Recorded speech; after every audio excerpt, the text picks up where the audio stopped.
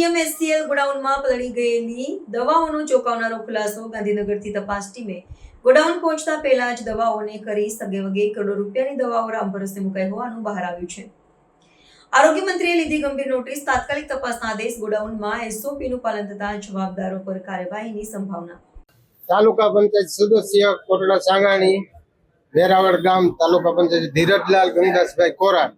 શું રજૂઆત છે, શું માંગ છે?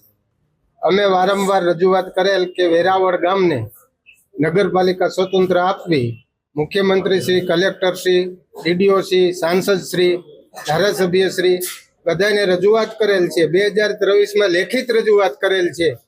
પ્રભુ જોશી સાહેબે અમને સાંભળ્યા હતા ત્યારે એને કીધું હતું કે અમે વિચારશું અને તમને સ્વતંત્ર નગરપાલિકા મળે એવું કોશિશ કરશું. પણ અત્યારે અમને એવું જાણવા મળ્યું છે કે સ્વતંત્ર નથી આપતા અને સાપર વેરાવળને સંયુક્ત આપે છે.